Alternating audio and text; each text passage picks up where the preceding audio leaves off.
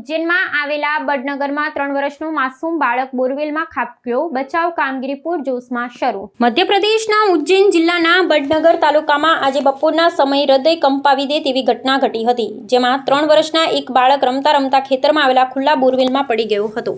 અકસ્માતની જાણ થતાં જ સ્થાનિક ગ્રામજનો અને પરિવારજનોમાં ભારે ફાળ પડી હતી. બાળકના રડવાનો અવાજ સંભળાતા જ ત્વરિત ધોરણે સ્થાનિક પોલીસ અને પ્રશાસનને આ અંગે જાણ કરવામાં આવી હતી, જેના પગલે સમગ્ર પંથકમાં ચિંતાનું મોજું ફરી વળ્યું છે. ઘટનાની ગંભીરતાને જોતા જિલ્લા કલેક્ટર અને પોલીસ અધિક્ષક સહિતના ઉચ્ચ અધિકારીઓનો કાફલો બચાવ કામગીરીનું નિરીક્ષણ કરવા ઘટના સ્થળે પહોંચી ગયો છે.